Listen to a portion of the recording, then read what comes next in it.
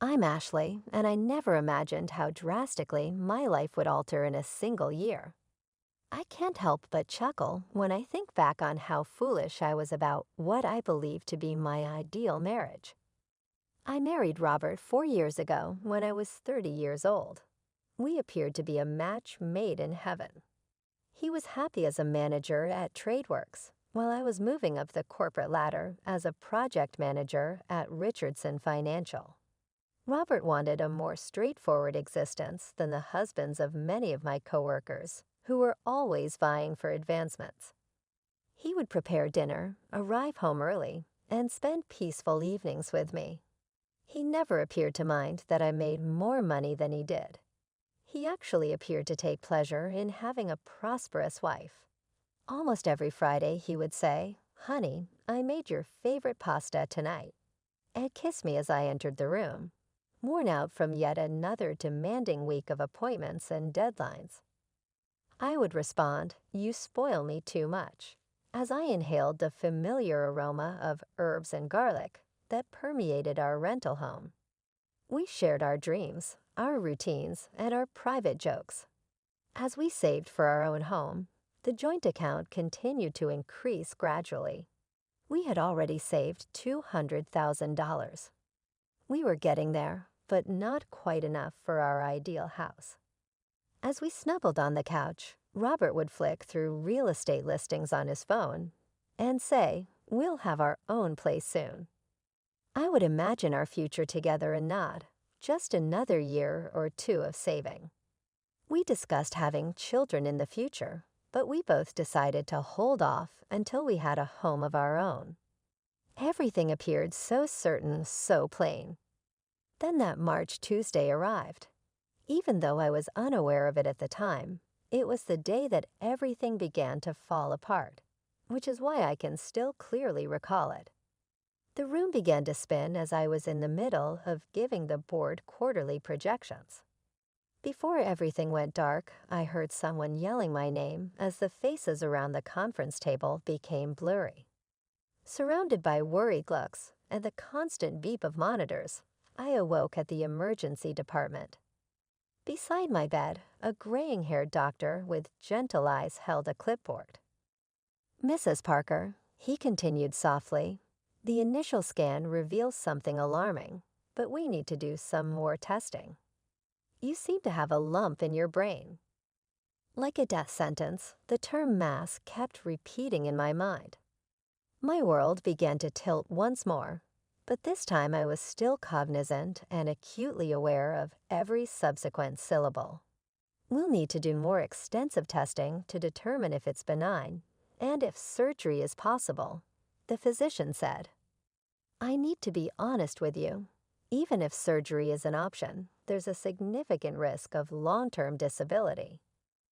I gave a robotic nod, my thoughts already focused on Robert. How would he react to this information? If I got crippled, would he still be there for me? In sickness and in health, as we had pledged, was not the same as this. This actually happened. That night, I was in a taxi on my way home from the hospital, trying to think of the best way to tell Robert the news. He was in the kitchen humming and stirring something that smelled like beef stew when I opened our front door. My heart hurt because it was all so regular. "Robert," I said quietly as I remained in the doorway, "I need to tell you something." He must have noticed something in my face because the smile vanished from his face as soon as he turned around, wooden spoon in hand. "What's wrong, Ash?" I informed him about the tumor, the hospital, and the fainting incident. As I spoke, his face became more and more pale, but what followed took me entirely by surprise. Putting down the spoon, he questioned, "Will you be able to keep working? What would happen if you had to give up? Do we have enough cash?" Stunned, I stood there. My spouse was first worried about money and my capacity to work after he found out that I might be dying or permanently disabled. I managed to respond, "We have our savings," while attempting to hide my sadness. "It ought to be plenty to see us through the first phase. The rest can be worked out later, right?" He nodded while stroking his hair. Right, he said. The cost savings. All right. Tests and doctor's appointments filled the following weeks. I made an effort to stick to my regular work routine, but it got harder and harder. There were days when I could hardly concentrate on my computer screen due to the worsening headaches. Ashley, you need to take some time off, my employer, Sarah Mitchell, eventually said one day when she discovered me holding my head in my hands. We can set up medical leave for 6 months. Your well-being must come first. I was aware of her correctness, but it was more difficult than I thought to spend the entire day at home. As I laid on the couch, I felt as like the walls were closing in on me, making me worry whether this would be my last day. Would I perish? Would I live, but would I be different? I was plagued by the questions all the time. Then there was Robert's evolving conduct. Later and later, sometimes long after midnight, he began to return home. He would always give me the same answer when I questioned him about it. I'm picking up extra shifts, Ash. We need the money for your treatment. You understand, right? I'd nod, too exhausted from my own fears to probe further. Sometimes I'd hear him on the phone in another room, speaking in hushed tones, but I told myself he was probably just dealing with work stuff. My mind was occupied with darker thoughts. What would happen if the tumor was malignant? If I survived but ended up paralyzed, would Robert stick around to take care of a disabled wife? After weeks of trying to handle everything on my own, I finally broke down and called my mother.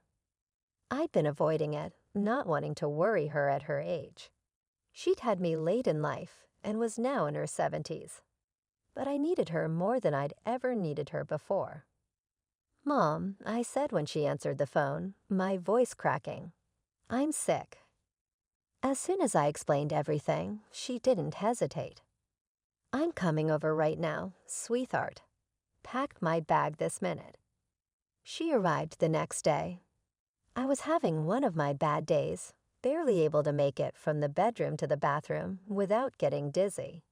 She took one look at me and switched into full mother mode, just like when I was a little girl with the flu. Having Mom there was like being wrapped in a warm blanket.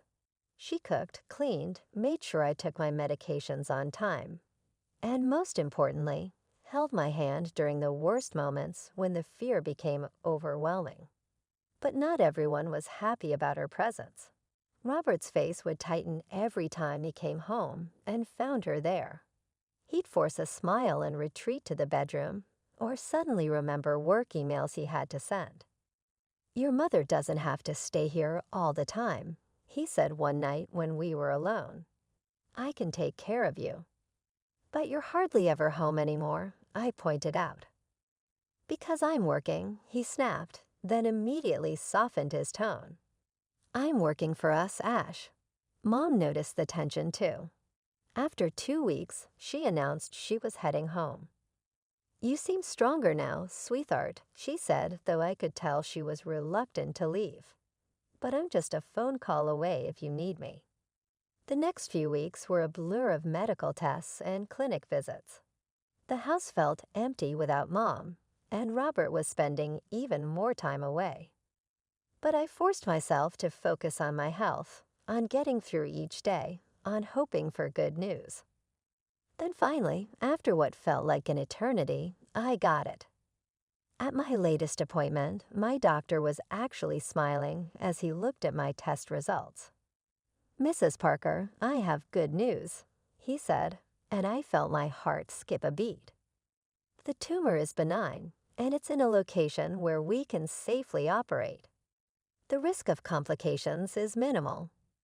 I burst into tears of relief. After all these weeks of uncertainty and fear, there was hope. Real hope. I couldn't wait to tell Robert. Maybe now things could go back to normal. Maybe all his strange behavior had just been stress about my condition.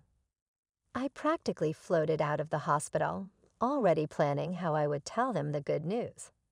I decided to head straight home, hoping to catch him before he left for work.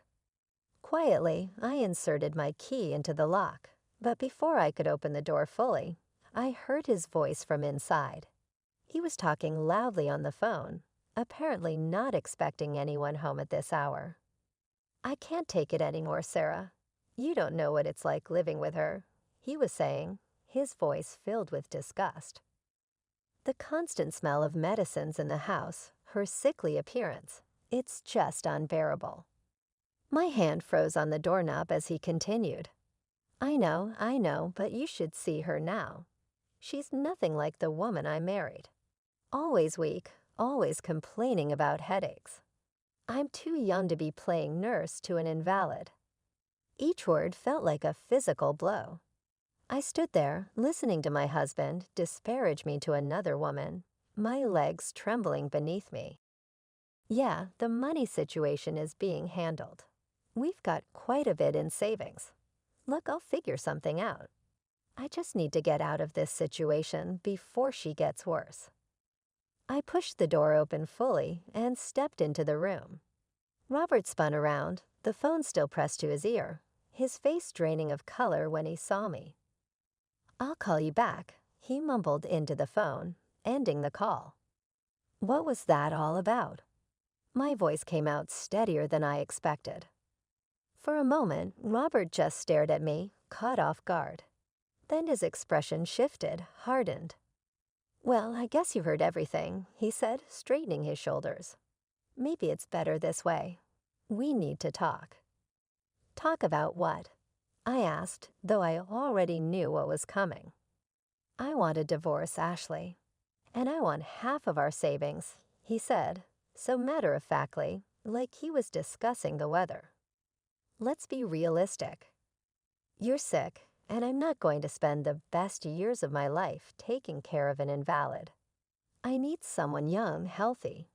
I deserve that."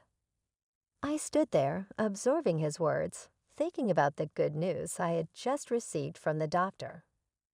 But looking at Robert now, I realized it wouldn't make any difference. This wasn't about my illness. It was about who he really was. "We need to do this quickly," he continued, gaining confidence from my silence. "Before your surgery, I'm not risking being legally tied to a disabled person if something goes wrong." "Fine," I said quietly.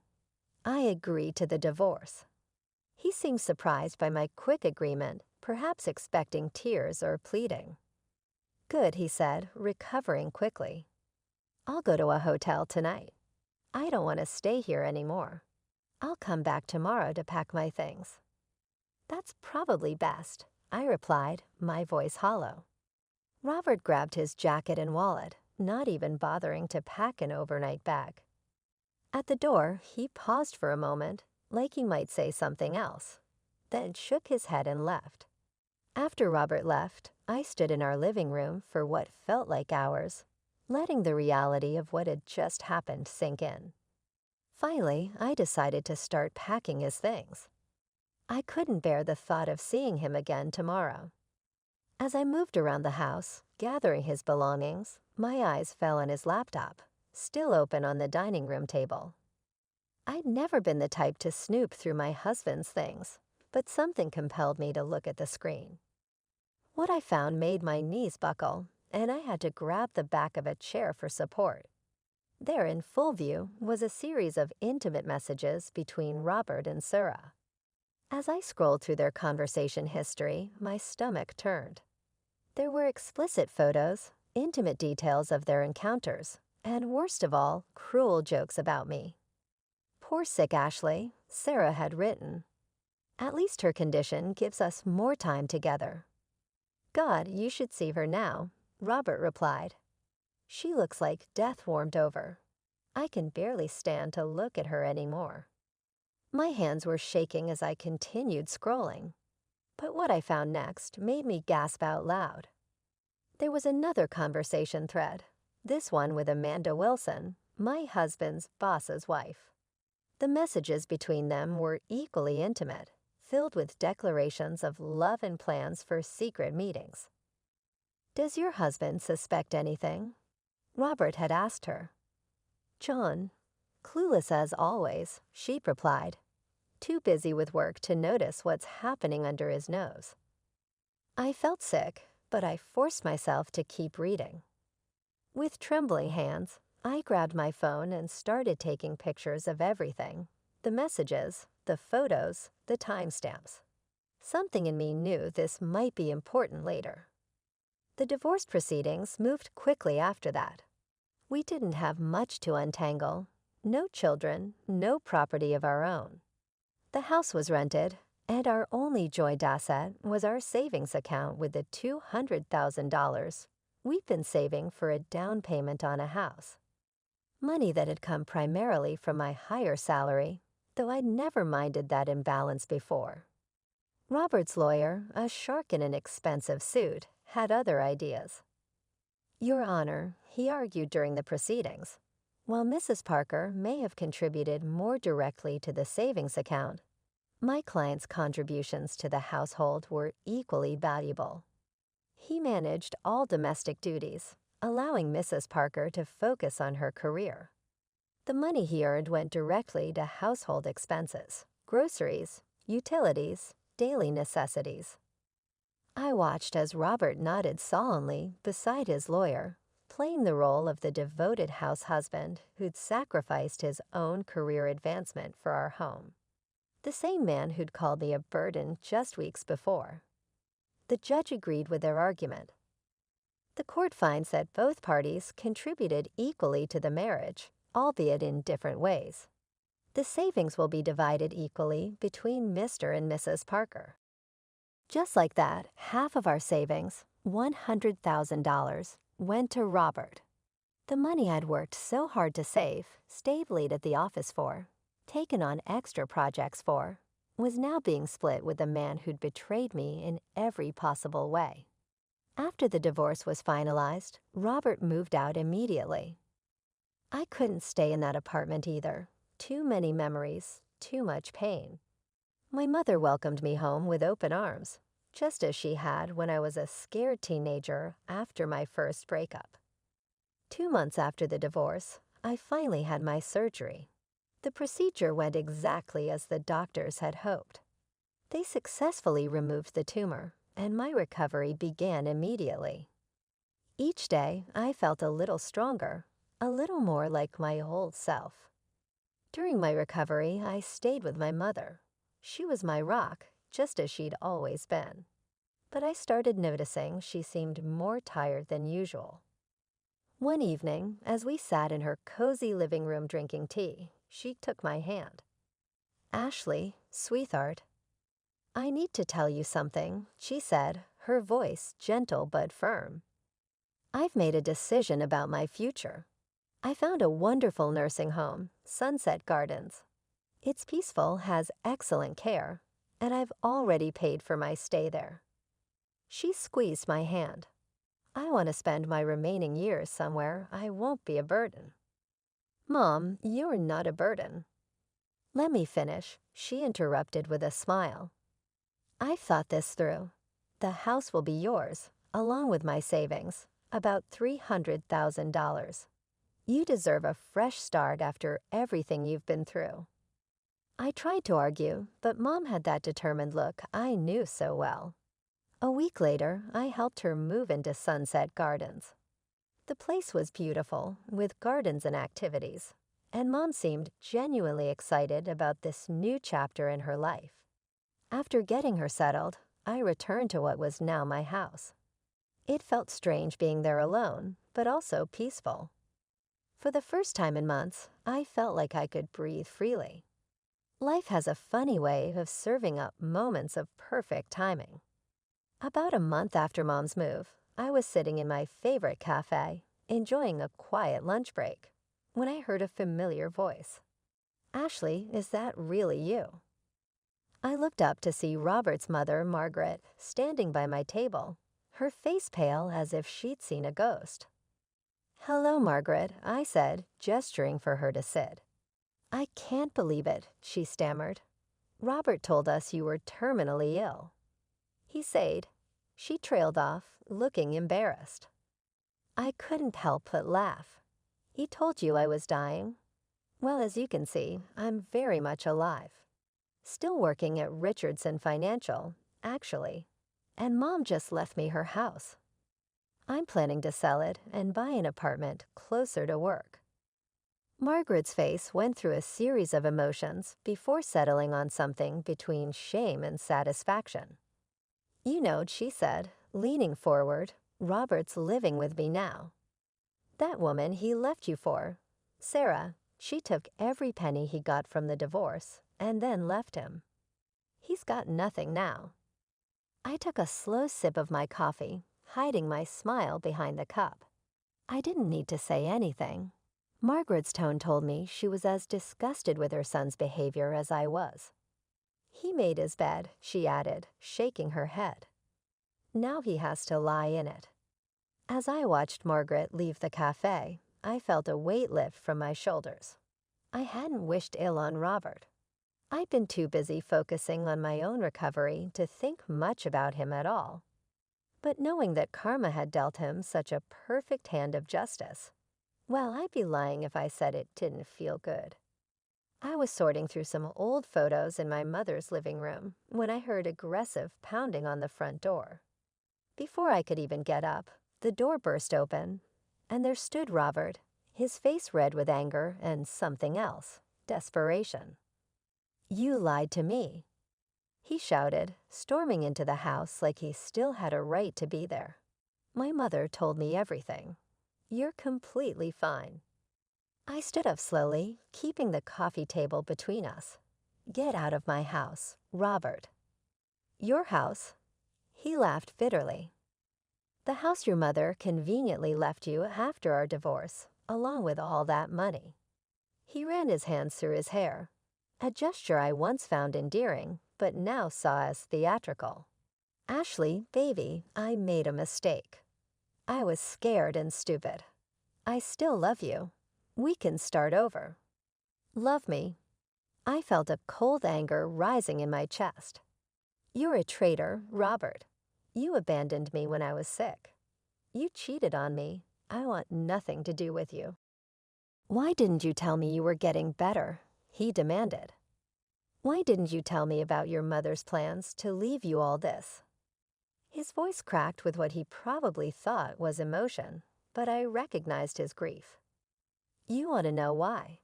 I stepped closer to him. "The day I found out my tumor was benign, the day I rushed home to tell you the good news, was the same day I heard you on the phone with your mistress, talking about what a burden I was."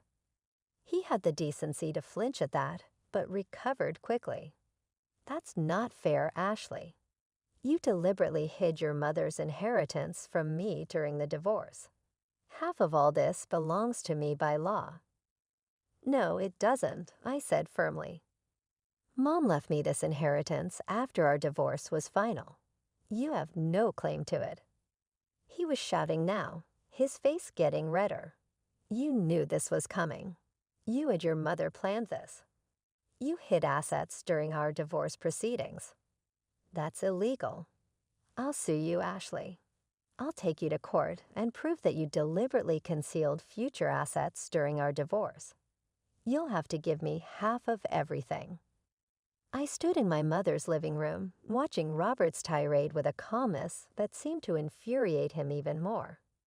When he finally paused for breath, I walked to my desk, pulled out my phone, and pulled up the photos I'd saved months ago. "Before you continue threatening me," I said quietly, "I think you should see something." I held up my phone, showing him the screenshots of his conversations with Amanda Wilson, his boss's wife. The color drained from his face. "You remember Amanda, don't you? Your boss, Don's wife." I scrolled through the messages slowly, letting him see every damning detail. I wonder what John would think about these messages, about the photos, about all those lunch breaks she spent with his wife while claiming to work overtime. "You wouldn't," he whispered, but his voice had lost all its previous bravado. "I'm trying to recover from a serious illness, Robert. I don't need this stress. I don't need your threats.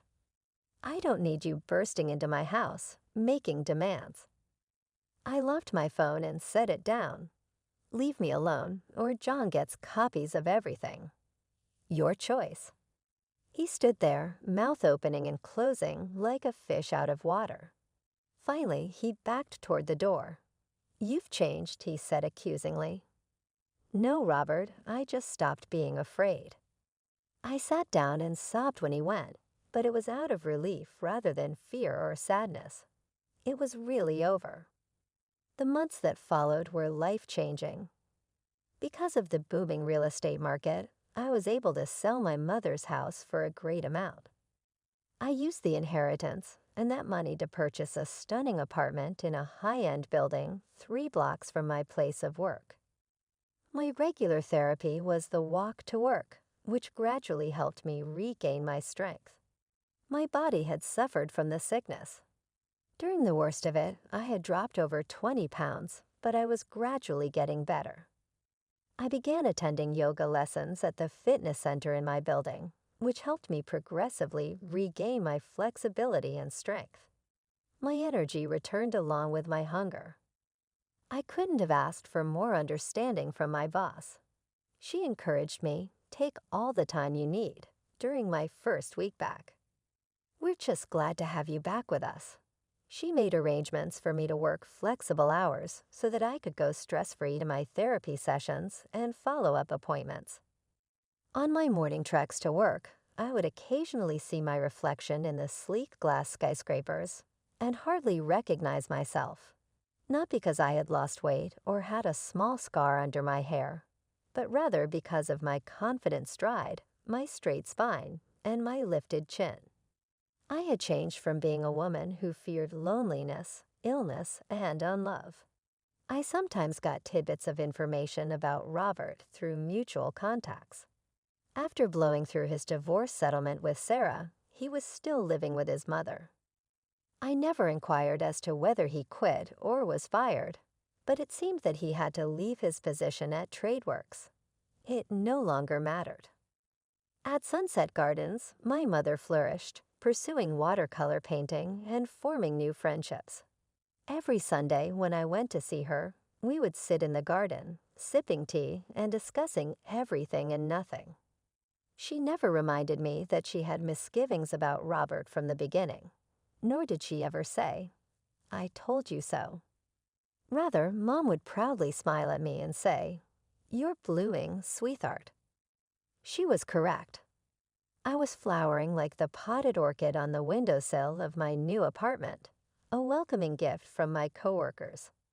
I hadn't been destroyed by the divorce, the tumor, or the betrayal. I had been made stronger by them. The phone rings at 3 in the morning, and I already know it's bad news. No one calls at this hour to share their joy. "Grandma?" Emma's voice cracks through the speaker. "I need you."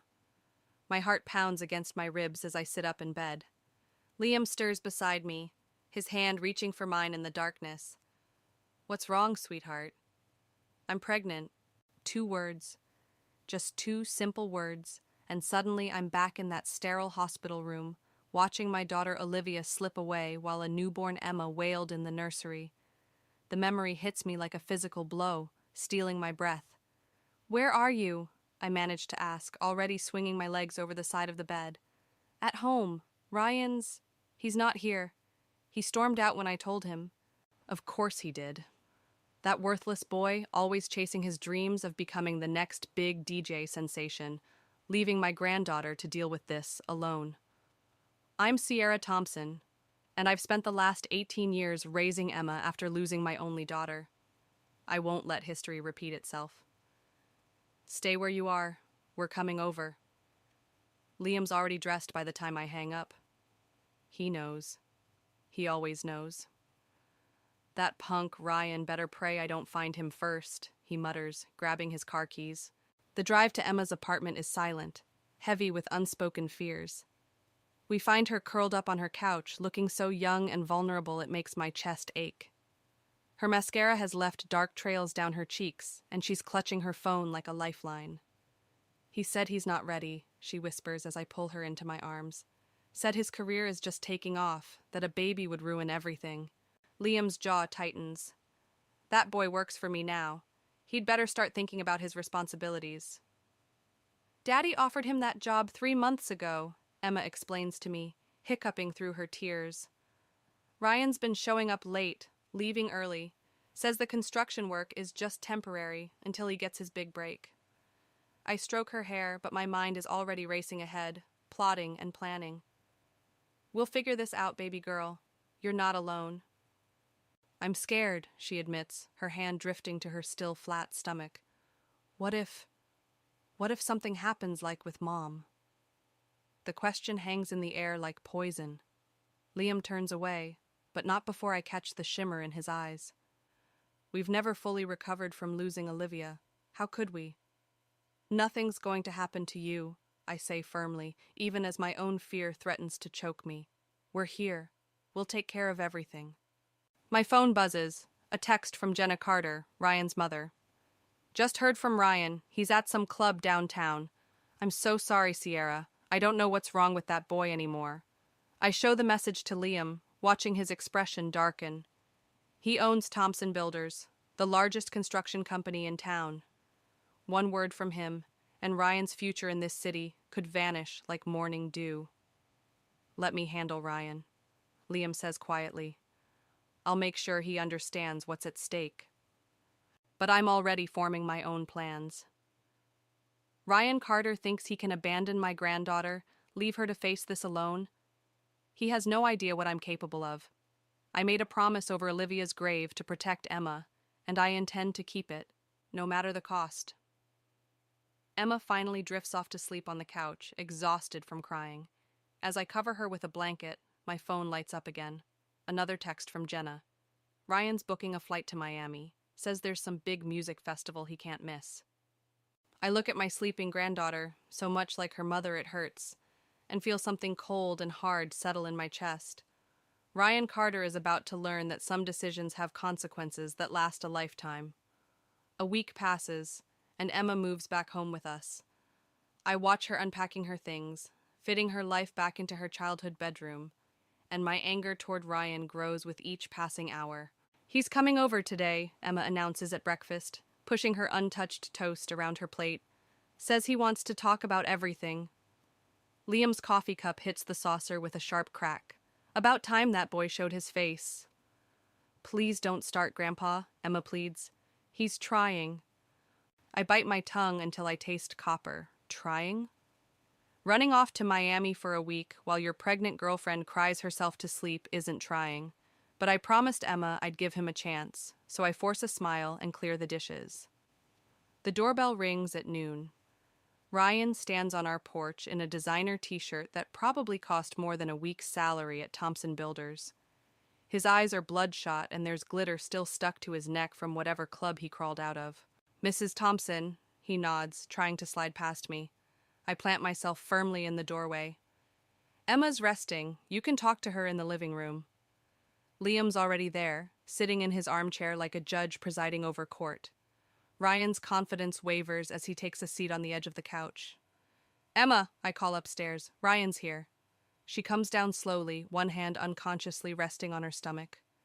The sight makes Ryan shift uncomfortably. Baby, I've been thinking, he starts, and I have to grip the back of Liam's chair to keep from interrupting.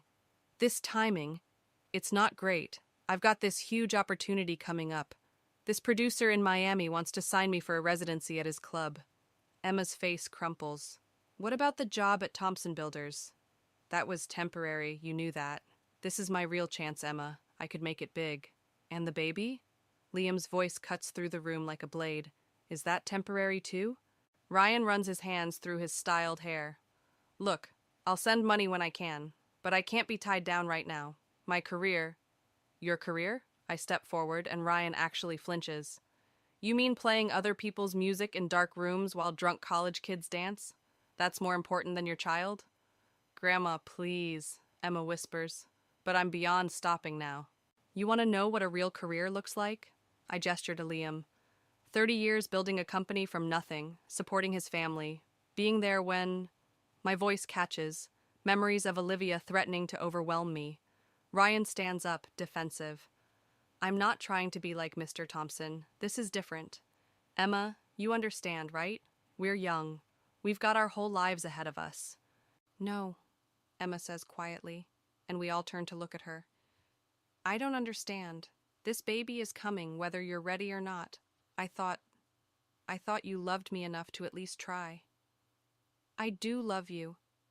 That's why I'm being honest instead of making promises I can't keep.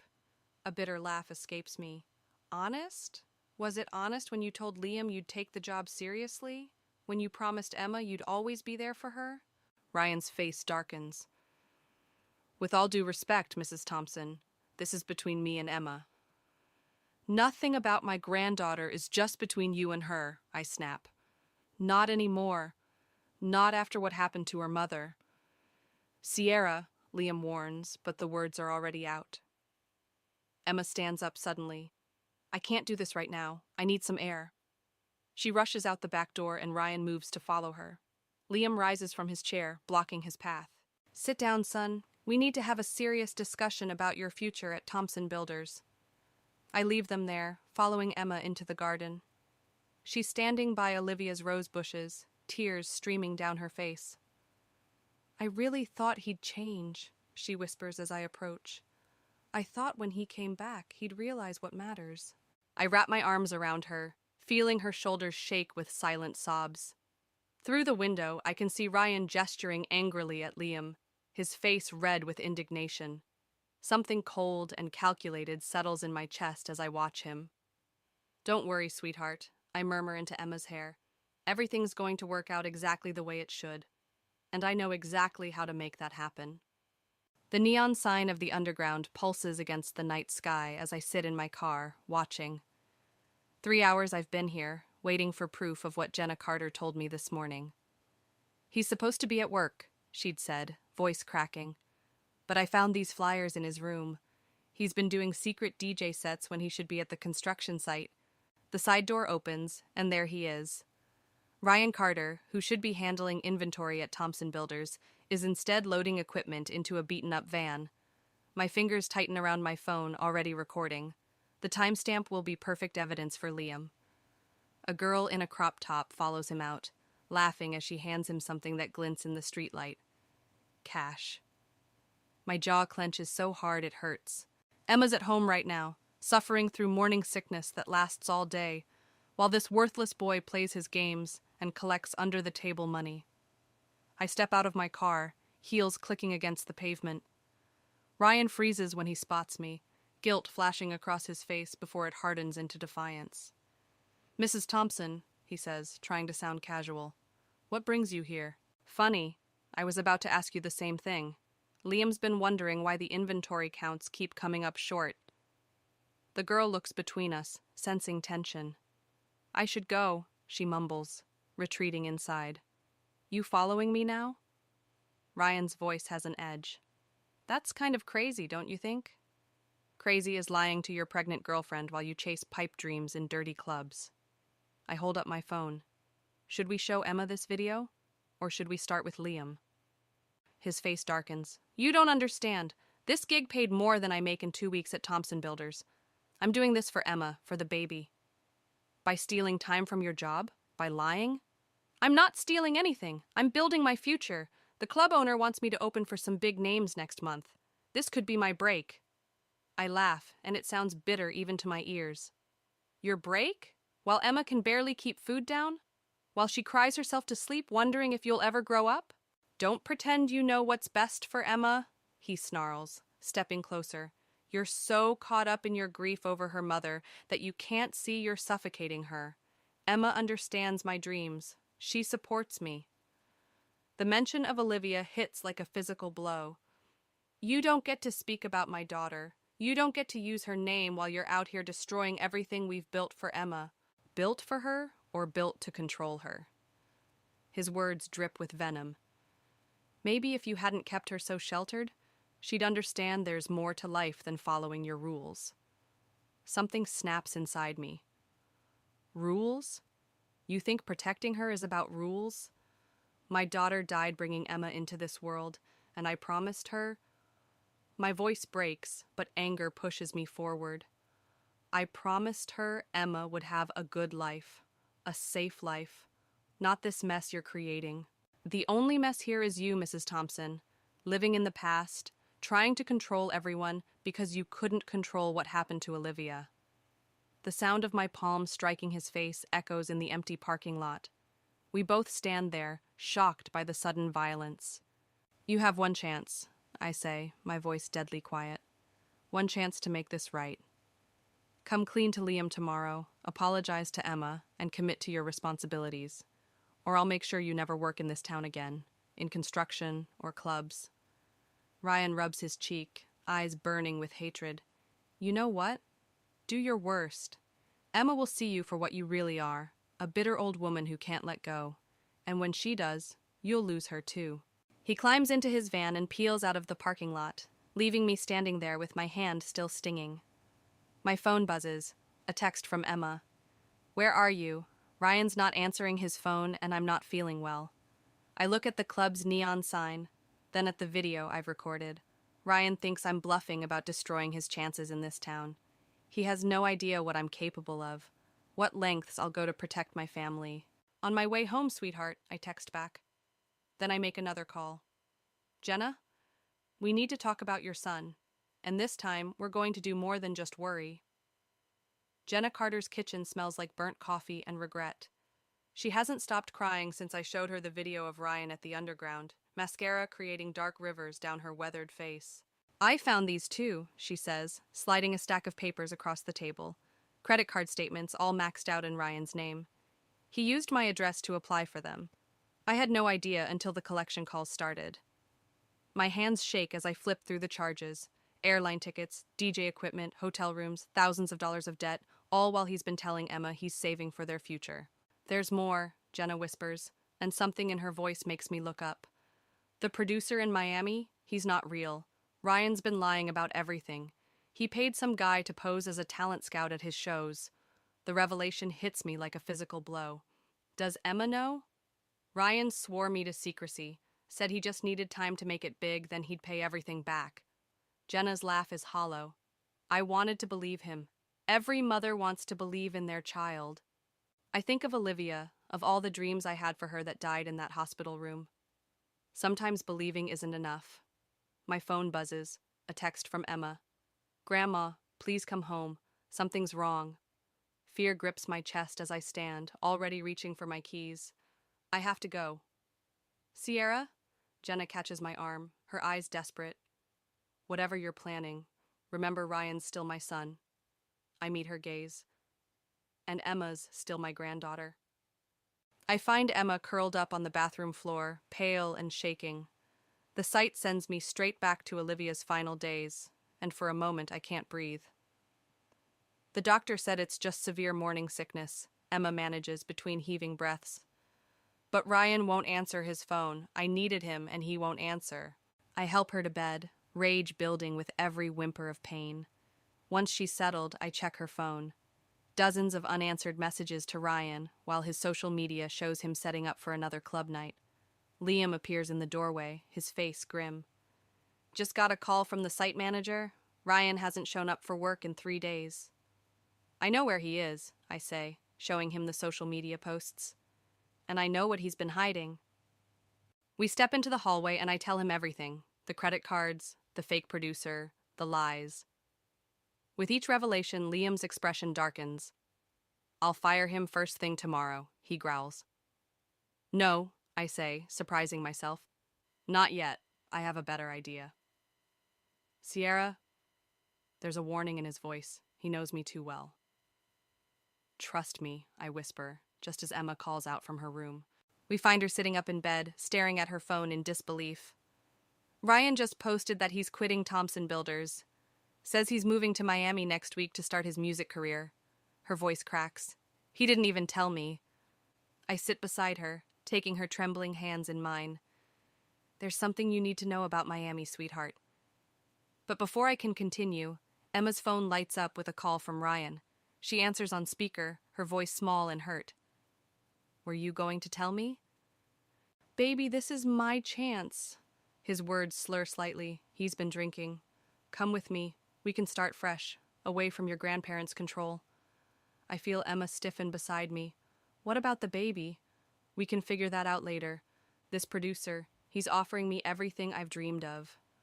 There is no producer, I say loudly, unable to stay silent. Tell her the truth, Ryan.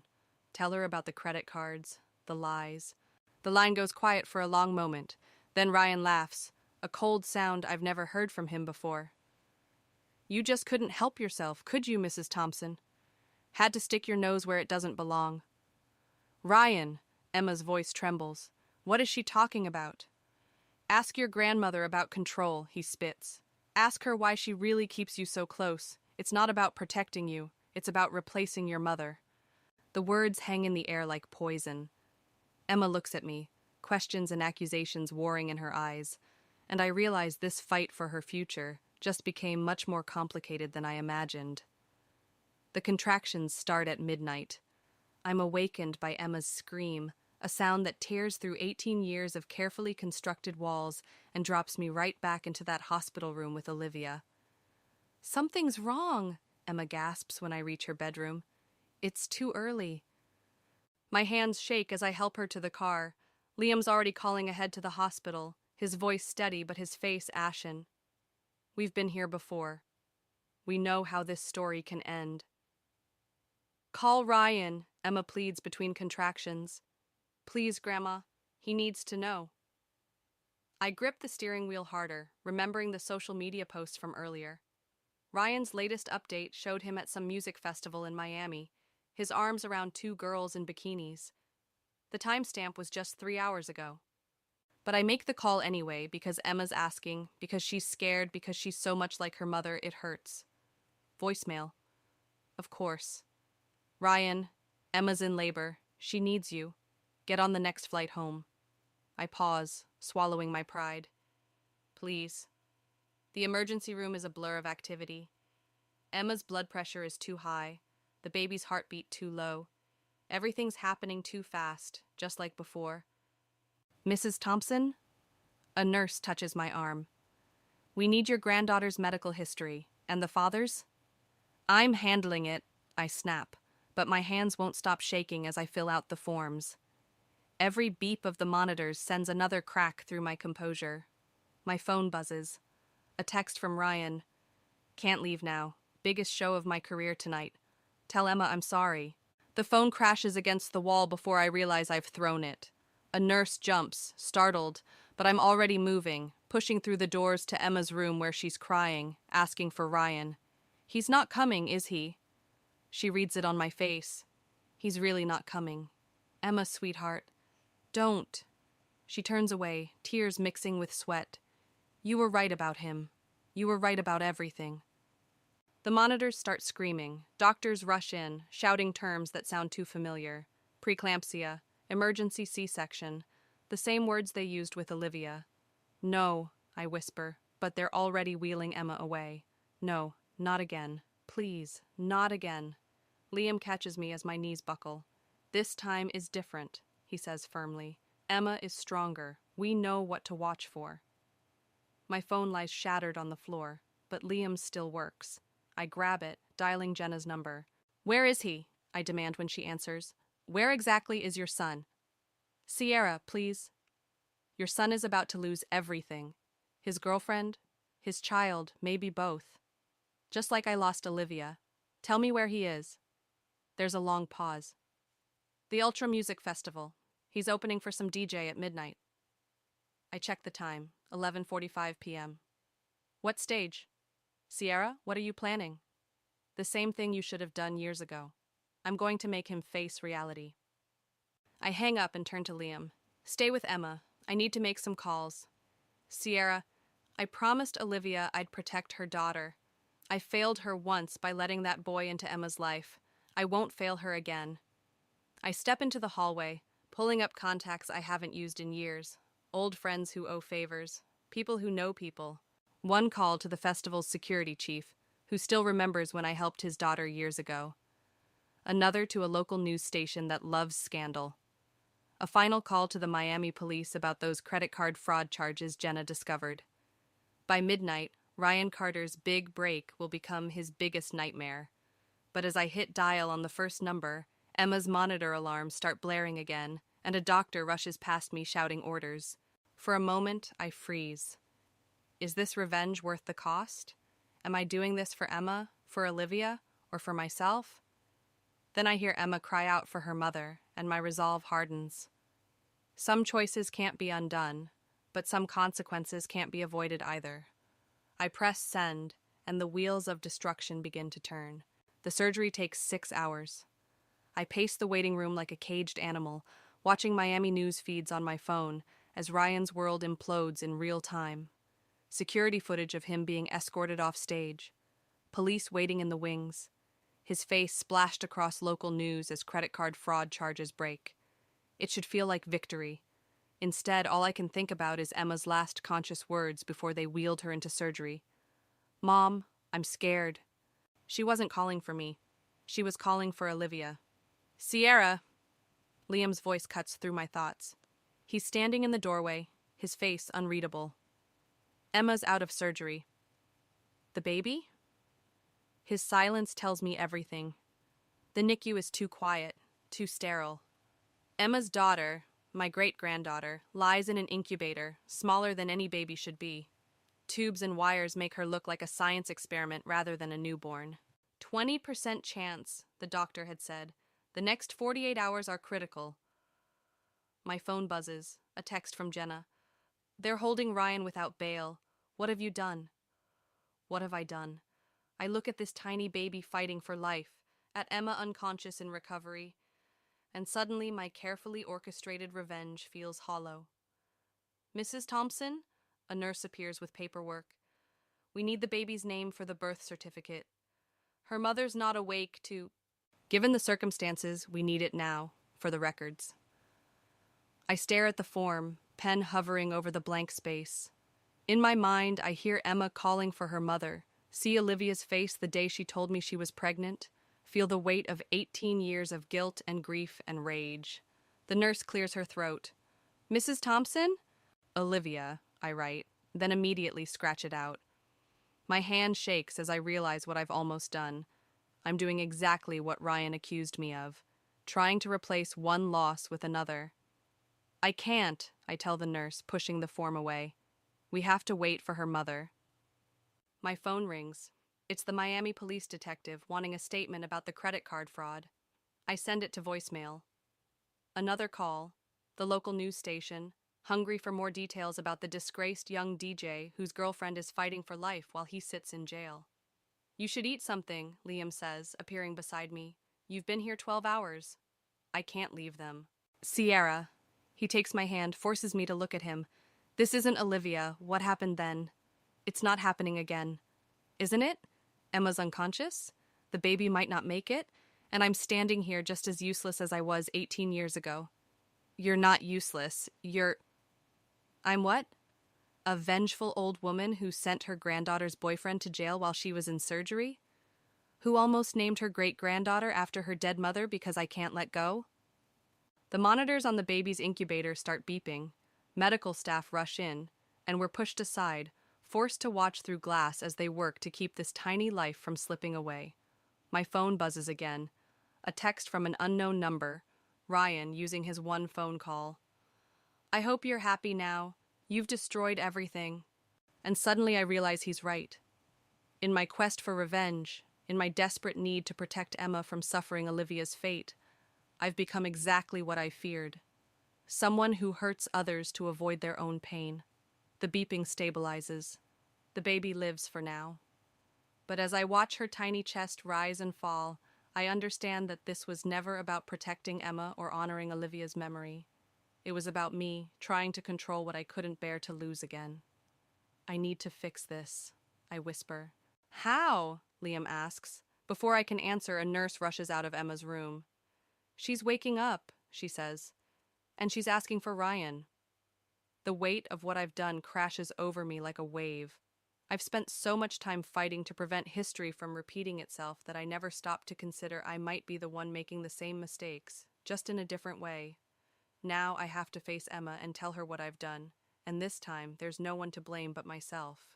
The Miami-Dade Detention Center smells like industrial cleaner and despair. I sit across from Ryan, separated by scratched plexiglass, and for the first time, I see him clearly. Not as the villain I've made him out to be, but as someone's child, barely older than Emma. Your daughter's fighting for her life, I say into the phone receiver, while you're in here because of what I did. He leans forward, eyes bloodshot. Finally admitting it? That you set me up? I made the calls, yes. But you set yourself up, Ryan. The credit card fraud, the lies about the producer. I did what I had to do to chase my dreams. At least I'm honest about who I am. He presses his palm against the glass. What's your excuse? Before I can answer, a guard approaches with paperwork. Carter, your bail's been posted. We both stare in surprise. Through the visiting room window, I see Liam talking to a clerk. Why? Ryan asks, suspicious. Because Emma needs to see you, and you need to see your daughter. The drive back to the hospital is tense. Ryan sits in the back seat, still wearing his festival wristbands. I catch his reflection in the rearview mirror. He looks terrified. She's small, I warn him, smaller than you're expecting, and there are lots of tubes. I can't do this, he blurts out. I'm not ready to be someone's father. Liam pulls the car over so suddenly we all lurch forward.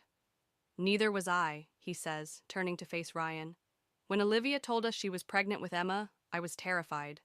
But you know what? Being ready doesn't matter. Being there does. The NICU is quiet when we arrive. Emma's awake, sitting in a wheelchair beside the incubator. She doesn't look up when we enter. Emma, Ryan starts, but she cuts him off. Don't. Her voice is raw. I don't want your excuses. I want you to look at her. Really look at her. Ryan steps closer to the incubator, and I see the moment it hits him, the reality of this tiny life he helped create.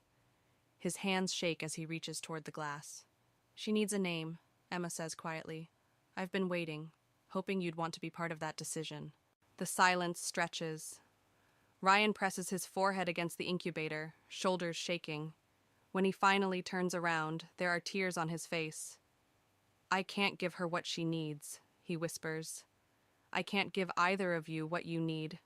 I thought I could fake it until things worked out, but seeing her like this... Ryan. No, Emma, listen.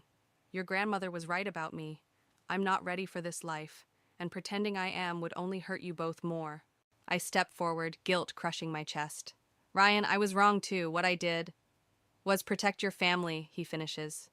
I get it now. I really do. He turns back to Emma. Name her whatever you want. She deserves better than what I can give her. Emma's face crumples, but there's relief mixed with the pain. I think I've always known, she admits. I just needed you to say it. Ryan nods, then pulls something from his pocket, his hospital ID bracelet from when he was born. Maybe give this to her?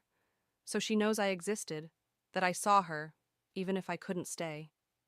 He walks out without looking back. Through the window, we watch him hand his visitor's badge to the nurse, shoulders straight, but head down. I'm sorry, I tell Emma, though the words feel inadequate. I thought I was protecting you, but I just made everything worse. No, Emma says, surprising me. You forced us all to face the truth, even if your methods were extreme. A ghost of a smile crosses her face. You're just like Mom that way. The baby stirs in her incubator, tiny fingers flexing. Emma reaches through the port to touch her daughter's hand. Hope, she says suddenly. Her name is Hope Thompson, because that's what she gave me. Hope that I'm stronger than I thought I was. I look at my granddaughter, seeing not just echoes of Olivia now, but something entirely new and resilient. And I realize that sometimes protecting someone means letting them find their own way through the pain. Hope comes home on a quiet Tuesday morning. The doctors call it a miracle. I call it Thompson's stubbornness. She's tiny but fierce, just like her mother, just like Olivia. Emma insists on carrying her through the front door herself, though her C-section scar still pulls when she walks. I hover behind her, hands ready to catch them both, until she gives me a look so much like Olivia's that I have to step back. I've got this, Grandma, she says softly. You don't have to carry everything anymore. The nursery we've prepared isn't the one Emma and Ryan painted together months ago. That room, with its half-finished music note border, remains closed. Instead, We've converted my sewing room, the one where I used to sit and stare at Olivia's old photos when the grief felt too heavy. As Emma settles Hope into her crib, the doorbell rings. Through the window, I see Jenna Carter standing on our porch, clutching a small package. "I won't stay," she says when I open the door. "Ryan asked me to bring this before he leaves for California." The package contains a USB drive and a handwritten letter. My hands shake as I read it. "What is it?" Emma asks, appearing behind me. "His first real song," I say, scanning the letter. "He wrote it for Hope. Says he wants her to know he chose to leave because staying halfway wasn't enough, for any of you." Emma takes the USB drive, turning it over in her hands. "Did we do the right thing, letting him go?" Before I can answer, Hope's cry echoes through the baby monitor. Emma straightens, instinct already kicking in. "Would you mind," she asks Jenna, "coming up to meet your granddaughter?" Jenna's eyes fill with tears. "I didn't think, after everything—" "She should know all her family," Emma says firmly, "even the complicated parts." I watch them climb the stairs together, these two women bound by circumstance and choice, and realize something about protection I never understood before. Sometimes it means stepping back, letting others forge their own connections, even if they're different from what you imagined. Later that night, I find Emma in Olivia's old room, Hope asleep against her chest while Ryan's song plays softly from her phone. It's surprisingly good, a gentle melody about choices and consequences, about loving something enough to let it go. "Mom would have handled this better," Emma whispers, tracing Hope's tiny features. "She wouldn't have tried to control everything like we did." "No," I admit, sitting beside them. "She would have trusted love to find its own way. Even when it hurt, even when it meant watching people make mistakes." "Is that why you kept her hospital bracelet? The one she wore when she had me?" I freeze. I've never told anyone about the bracelet tucked away in my jewelry box, saved from the day we lost Olivia and gained Emma. "How did you—" "Found it years ago," Emma says. "That's why I kept Ryan's. Not for Hope, really. For me. To remember that sometimes loving someone means accepting when they can't stay." Hope stirs, her tiny hand wrapping around Emma's finger. In the soft lamplight, I see 3 generations of Thompson women reflected in their faces. Olivia's strength, Emma's resilience, Hope's future stretching out before her. "I've been thinking," Emma says suddenly, "about taking some college classes. Online at first, while Hope's small. Maybe business courses." "Business?" She nods. "Thompson Builders will need new leadership someday, and I want Hope to see that her mother built something too, even if her father had to leave to find his path." I think about revenge then, about how I thought destroying Ryan would somehow protect Emma from pain. But here she sits, stronger for having faced that pain herself, making choices I never would have imagined. "Your mother would be so proud," I whisper, but Emma shakes her head. "She'd be proud of all of us," she corrects me, "for learning to love without trying to control the outcome." Hope sighs in her sleep, and Ryan's song fades to silence. Outside, the world continues turning, full of possibilities we can't predict or protect against. But in this moment, watching my granddaughter hold her daughter, I finally understand what Olivia tried to teach me. True protection isn't about preventing pain. It's about being there to witness the healing. I've never met anyone who was worse than my husband, Ben. I truly believe he was the worst man ever.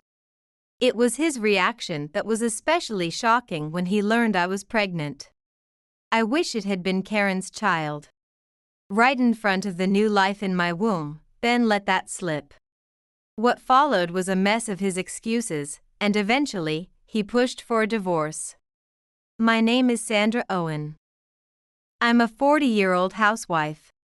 Being a housewife allowed me to lead a stable life, thanks to Tony, who remarried me. Originally, I had a former husband whom I was married to for 2 years. His name was Ben, and he was the manager of the cafe I often visited. Ben, recognizing me as a frequent visitor, struck up a conversation, and it led to a relationship. While we were dating, he seemed like any other man, and I had no bad impressions of him. Being the same age, we got along well. After 3 years of dating, we tied the knot. I became a married woman, and coincidentally, Ben changed his job and started working in a trading company. His salary increased significantly compared to when he was a cafe manager.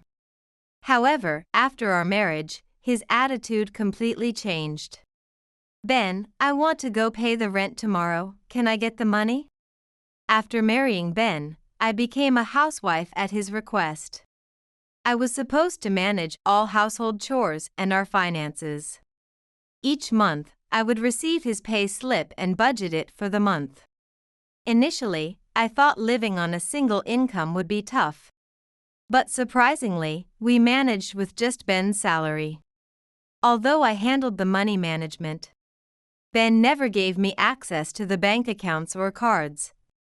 So I always had to ask him verbally.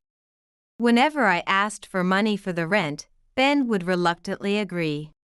"You know, you have it easy. Just doing household chores and you can stay in this house."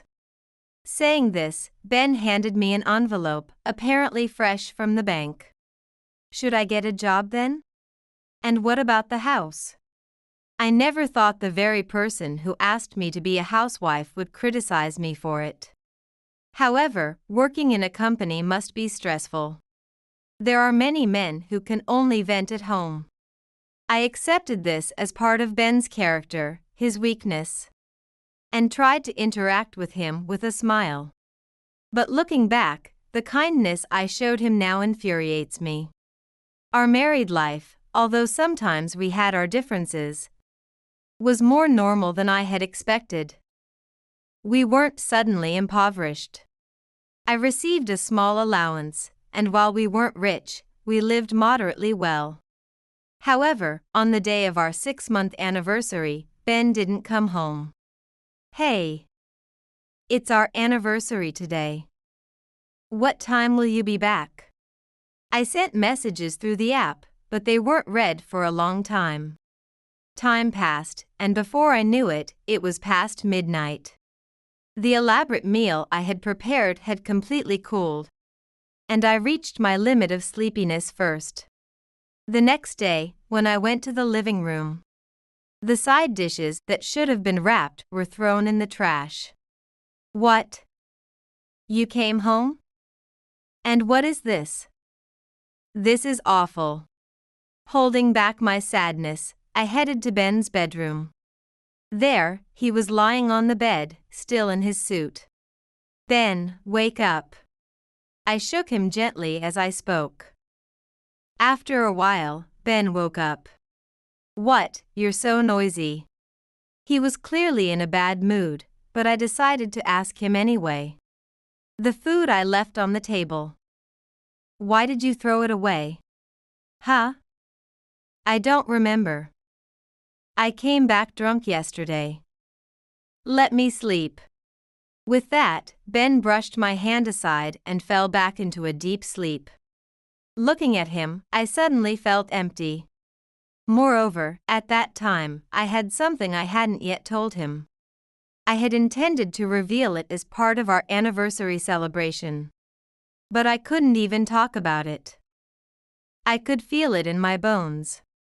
Our marital relationship, although slowly, was cooling off. One day, after Ben had slept all day and I had spent my time doing household chores, I broached a serious topic in the evening when he woke up. "What do you want to talk about?" "I want to play games." When I spoke to him, Ben clearly looked annoyed. It was disheartening for me too, but I couldn't give up here. "Look, I didn't get my period last month, and it still hasn't come." When I said that, Ben stopped moving and turned to me with a muttering voice. "What? That's what it means. Did you test? Did you take a test?" "Of course. It was positive." Finally, we're having a baby. I found myself smiling as I spoke. This child was something I had long desired. Living alone in this house without Ben was lonely. If I could raise a child, play with them. The possibilities seemed endless. However, Ben's response was not what I had hoped for. Are you kidding me? You're pregnant. What are we going to do now? Ben, you don't want children. It was my turn to be stunned. My previously smiling face froze, and I felt my heart trying to leap from my throat. Surely, I must be making a foolish face right now. Ben had said, "We'll think about it when the child is here." And I had thought he wanted children too. But reality was apparently not so simple. A child from you would never be cute. What did you say? As I stumbled over my words, Ben continued. I wish it had been Karen's child. Oops. Ben hastily covered his mouth, but of course, I did not miss that. What do you mean by that? I was fully alert to Ben's slip. Wait, don't tell me, are you cheating? Ben averted his eyes from my question. I'm asking you. I yelled out loud, causing Ben to flinch. Then he said, I just don't love you anymore. Really, there's no appeal in a housewife. I felt a violent shock and anger. It was none other than Ben himself who had asked me to be this unappealing housewife. So, you mean it would have been better if I had kept working, right? I was ready to give up my career to become your wife. Are you trampling all over that? Stop that. You're so annoying, always picking fights. So, there was no need for me to become a housewife after all. I was overwhelmed by anger and sorrow and could hardly keep my composure. Yet Ben responded indifferently, which made it all the more painful. If you hadn't become a housewife, who would have taken care of the house? I get stressed when the house is dirty. It was utterly ridiculous. We were exchanging words, but there was no emotional exchange at all. Surely, nothing I said would get through. Yet, I desperately returned words. Your heart is the dirtiest of all right now. Ben then bluntly pushed a selfish conclusion. If you think so, let's just get a divorce. It'll make things quicker. I was at a loss for words. Ben kept pressing. I won't be paying child support. I don't have the money.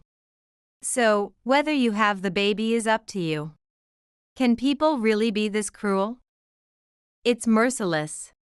After all, we had been together for over 4 years, including our dating period. Where did it go wrong? I had tried my best to be by his side. But perhaps he was just fickle, a person who couldn't appreciate the ongoing everyday life. But now, it was too late. After the talk, Ben went out and came back with the divorce papers, already filled out on his side. As I silently stared at them, he pressured me to sign. Ben was serious. Was today the end of our marriage? As I thought this, I hurriedly ran my pen across the paper. Watching Ben's expressionless face as I signed, my pen sped up. Thus, my status changed from a married woman to a divorced, pregnant single. After the divorce, I faced harsh days. I was left with about $5,000, which I managed to get through property division. That was no surprise, as Ben had squandered our savings without my knowledge. I had confronted him about the affair, but he never confessed the truth. I thought about hiring a detective or a lawyer. But I didn't have the funds or the mental state to pursue it further. It was best to cut off the source of evil. That's how I rationalized the divorce to myself. With my environment drastically changing and only $5,000 in savings, which might last a month at best, I had to find a new home, pay the initial costs, buy necessities, and find a job. Every day felt like hell to me. But gradually, I started to see some good results. I was grateful to find a job quickly. I got hired as a receptionist at a high-rise condo because I could speak Spanish. I found a new place, moved in, and managed to save $500, though life was still tight. Even though I found a job, I was pregnant and didn't know how long I could work. During this time, I met someone. That was Tony, who would become my new husband. We often talked, mainly because I was the receptionist. How do I get to the bulky trash area again? Again? I chuckled. He had just moved in and still couldn't grasp the layout of the building. Go down to the second basement floor, move right. And then turn left, where you'll find the entrance. Thank you so much. I'm new to a high-rise condo, and it feels like a maze. After my explanation, he laughed sheepishly. His pure smile and the honesty in his demeanor were apparent. We talked more outside of work, and 3 months into my job, he asked me out. But I'm divorced, you know? And I'm pregnant. Tony was certainly attractive to me. He apparently ran a major electronics manufacturer, which manufactured TVs, air conditioners, and even the parts for the elevators in our high-rise condo. However, he was humble, which I found appealing. And his good qualities didn't end there. A child? That's fine. Actually, I'm divorced too. What? I was surprised as he explained. I'm infertile. My previous wife left me because of it. I see. But if we were to get married, could you love a child that's not your own? I felt I had asked a heavy question, almost like a stressful job interview. But he immediately responded. There's no reason I couldn't love your child. Hearing those words, I nearly collapsed to my knees. His name is Tony Simpson, a 43-year-old corporate president, 3 years my senior. A man from a different world, willing to lift up someone like me. Honestly, I was afraid to believe it. It felt like some sort of prank. But looking into his eyes, I realized everything. His eyes were sincere, with no deceit, focused solely on me. Though I had no evidence, if Tony was my husband, he would surely cherish me. Or perhaps, like Ben, he might change. I wrestled with this in my mind until the end. But strangely, I felt a comfort with him that I had never experienced before. I stopped overthinking and took his hand. Thus, I started dating him, and we remarried soon. Just a short while ago, I couldn't have imagined remarrying so quickly. But remarriage wasn't the goal. My due date was approaching, and as it neared, I fell ill. My stomach hurts. When we married, I had to move out of the newly signed rental immediately. But Tony covered the penalty and moving expenses. Now, I live with him on the top floor of the high-rise condo. Tony, who I thought was a bit clueless, turned out to be a resident of the top floor, which made me doubt whether he really should be my spouse. Yet, when I said my stomach hurt, he panicked. Are you okay? What do you need? Despite his cool appearance, I started seeing his flustered side. With Tony's support, I safely gave birth to a daughter. But then, a significant issue arose. The doctor had unexpected news. Mr. Simpson, please brace yourself. Your daughter has almost no vision. What? Tony and I froze, unable to comprehend the doctor's words as we looked at each other. The doctor continued with a sympathetic expression. Her vision won't lead to complete blindness, but it will be quite weak. Although initially confused by the doctor's words, we knew that our newborn daughter was not at fault. Definitely, abandoning her because she couldn't see was not an option. We were grateful she came into this world, and we named her Heaven. Since then, apart from her visual impairment, Heaven grew up without any issues and recently celebrated her 9th birthday. Tony, did you find what you were looking for? Today, we were supposed to go shopping together for Heaven's birthday present. Sorry, you two go ahead to the store. I'll catch up. Hearing this, I left the house with Heaven. Mommy, is Daddy coming? He'll come later, don't worry. Because her vision is limited, Heaven held my hand tightly as we walked. I was describing the path to her when someone suddenly spoke to me. Hey, aren't you Sandra? Turning toward the voice, I was shocked to find Ben Miller. My ex-husband who had left me 10 years ago. Ben. What are you doing in such a fancy neighborhood? What does it matter to you? I suddenly became aware of my shallow breathing. I couldn't seem to get enough oxygen. Sensing my distress, Heaven spoke up. Mommy? Who are you talking to? Stay quiet for a bit, Heaven.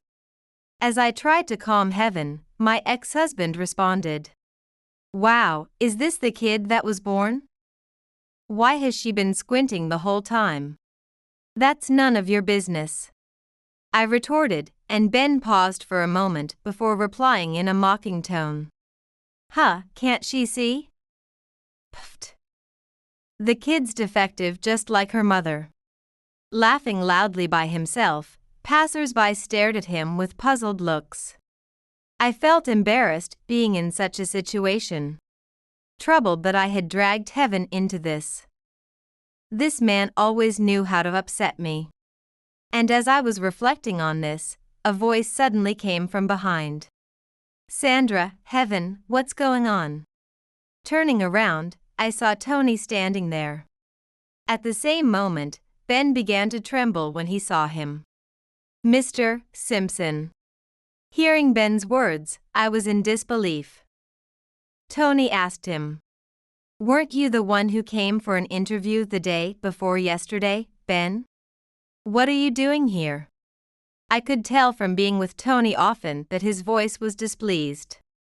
To others, it might seem like a normal inquiry, but I couldn't be fooled. Ben was visibly shaken by Tony's words.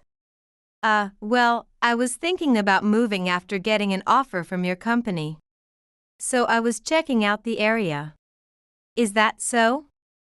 And do you think you'll be joining our company?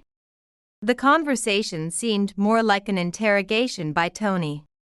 With each word, Ben became more flustered. The way he had behaved towards my daughter and me moments ago seemed like a complete lie. I thought the interview went well. Ben muttered weakly. Watching the two of them, I could piece together what was happening. Ben had come for a mid-career interview at Tony's company and was now waiting for the outcome. Tony had likely been one of the interviewers. As Ben honestly shared his thoughts on the interview, Tony's face smiled, but his eyes were cold. Taking a breath, Tony then looked straight at Ben and began to speak.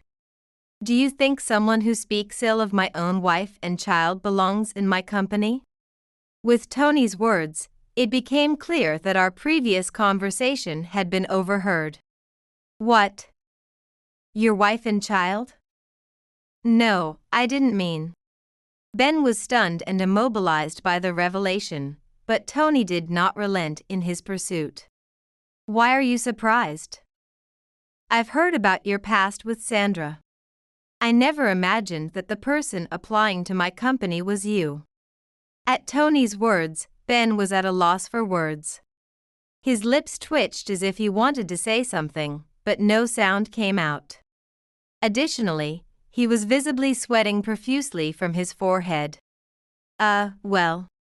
Ben was completely cornered. In this situation, there was nothing he could say that would allow him to prevail over Tony. Tony's momentum was unstoppable. When you insulted my wife and child, it was as if you insulted me. Insulting me is one thing. But I will never forgive someone who speaks ill of my precious family. Ben let out an inaudible grunt and froze with his mouth open. For now, you're not hired. There's no need to discuss it further with HR. Tony coldly delivered the verdict, and Ben collapsed on the spot. He then started to mumble something, though it was unclear whether he was speaking to us or just to himself. I turned down marriage proposals and boasted to everyone about this job. I even bought a new car. And now, to think I'd fail an interview over a single insult. Observing his demeanor, I could tell that Ben still did not think he was at fault. But Tony felt the same way and said mercilessly, "If you cannot grasp the severity of that single offense, then you understand nothing. Please disappear forever from our sight." The normally gentle Tony who showed his kindness to me was not present now. Instead, he resembled a noble male lion standing alone to protect his pack.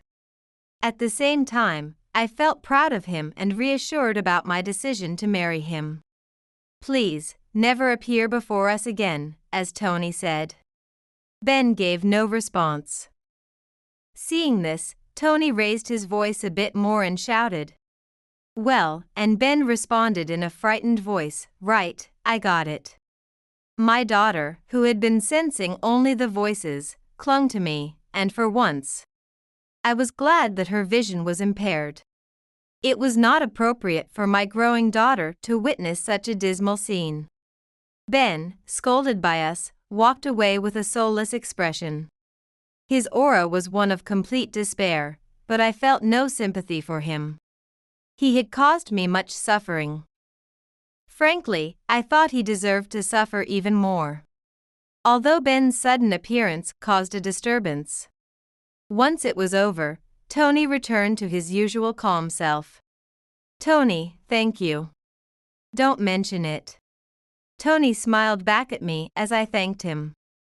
However, in a typical clumsy moment, he exclaimed, "Oh, I left my wallet," and had to go back home. I couldn't help but burst into laughter at his action. But I knew that with him, life would surely be enjoyable from now on. The scent of betrayal hung in the air, thick as the summer humidity. I stood frozen, my hand clutching the steering wheel, as I watched my husband Max step out of the unfamiliar red sedan. A woman with long, dark hair emerged from the passenger side, her laughter carrying across the parking lot. "This can't be happening," I whispered to myself, my heart pounding in my chest. Max leaned in, kissing the woman on the cheek before they parted ways. I ducked down in my seat, praying he wouldn't notice me as he walked towards his own car.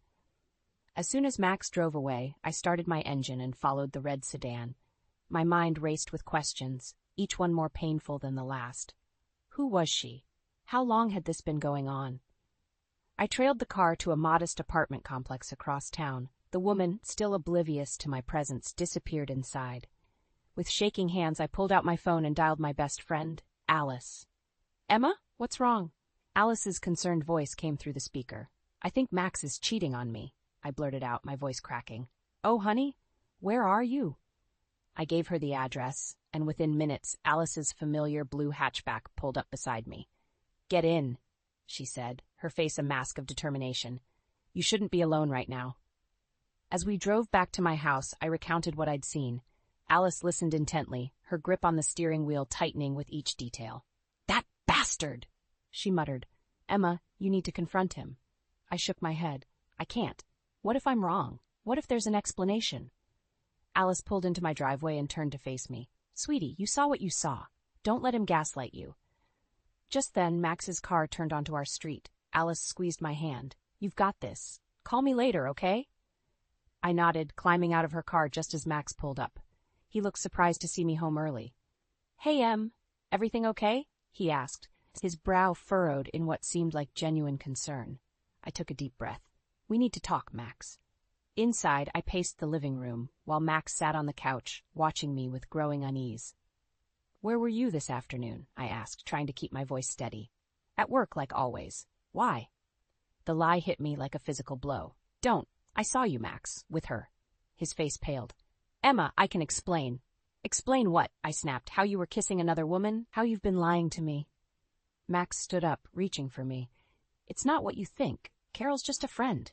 Carol? I repeated, the name tasting bitter on my tongue. So she has a name. Emma, please, let me explain. The doorbell interrupted us. I moved to answer it, grateful for the distraction. As I opened the door, I found myself face to face with a woman I'd never seen before. She was older, probably in her late 50s, with graying hair and sharp eyes that seemed to look right through me. Mrs. Reynolds, she asked. I nodded, confused.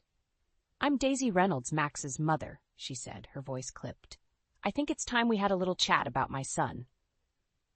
I glanced back at Max, who looked like he'd seen a ghost. As I stepped aside to let Daisy in, I realized that my world was about to be turned upside down even more than I'd thought possible. The tension in the room was palpable as Daisy strode in, her eyes darting between Max and me. Whatever she had come to say, I had a feeling it would change everything. And as I closed the door behind her, I couldn't shake the sinking feeling that my once blissful marriage was about to crumble before my eyes. The days following Daisy's unexpected visit were a blur of tension and unspoken accusations. Max had managed to deflect his mother's concerns, but her words lingered in the air like a toxic fog. I couldn't shake the feeling that there was more to this story than I knew. One morning, as I was getting ready for my shift at the hospital, I noticed Max's phone buzzing on the nightstand. He was in the shower, and curiosity got the better of me. I picked it up, my heart racing as I saw the name Carol flash across the screen.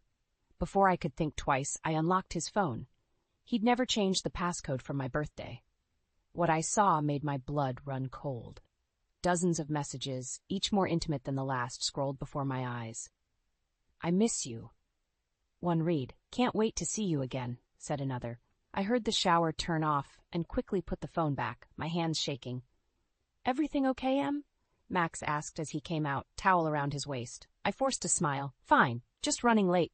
At work, I couldn't focus. My mind kept replaying those messages, imagining Max with Carol. During my lunch break, I called Alice. I need your help, I said, my voice barely above a whisper. What's wrong? Alice's concern was palpable. I saw messages on Max's phone. From her. From Carol. Alice's sharp intake of breath told me everything. Oh, Emma, I'm so sorry. What do I do, Alice? I can't confront him without admitting I snooped. You need proof, Alice said firmly. Concrete evidence. Can you check his call logs? That night, I waited until Max was asleep before carefully examining his phone again. The call logs were a damning testament to his betrayal. Daily calls to Carol, often lasting hours.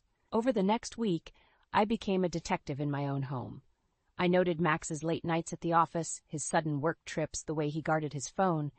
Each discovery was a knife to my heart, but I needed to be sure. Then came the night that changed everything. Max said he had a late meeting, but something in his voice made me suspicious. I followed him, my heart pounding as I trailed his car across town. He pulled up to a small Italian restaurant, and there she was, Carol, waiting outside. I watched as they embraced, kissed, and went inside, oblivious to my presence. Through the window, I could see them laughing, holding hands across the table. The intimacy of it all made me sick to my stomach. I took out my phone with trembling hands and snapped a few pictures, tears blurring my vision. As I sat in my car staring at the evidence of my husband's betrayal, my phone buzzed. It was Alice. Emma, where are you? I stopped by your house and you weren't there.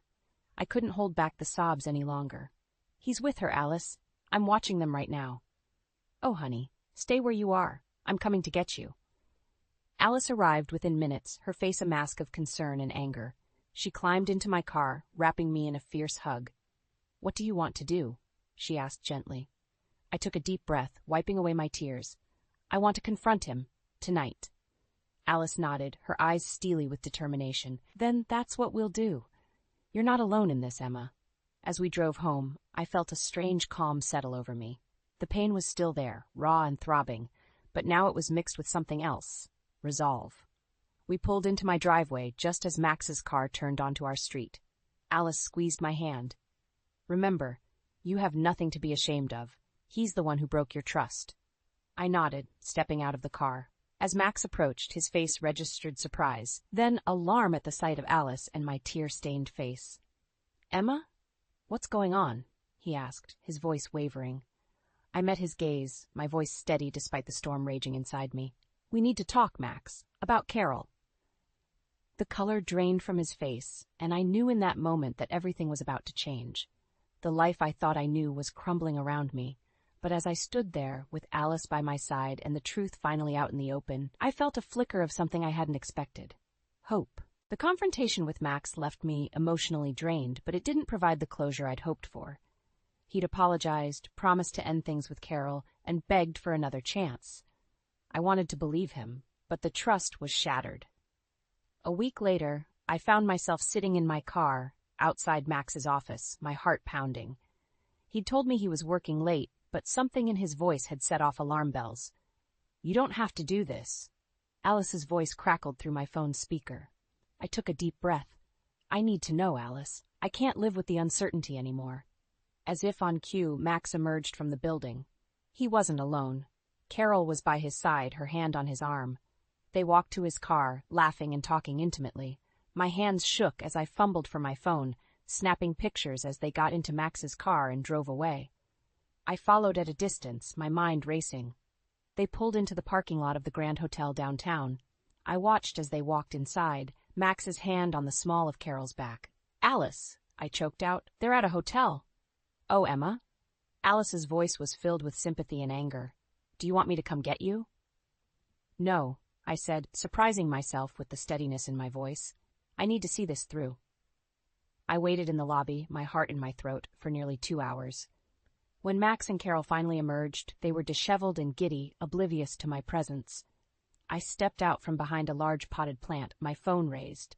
"Smile for the camera, lovebirds." The flash went off, capturing their shocked expressions perfectly. "Emma!"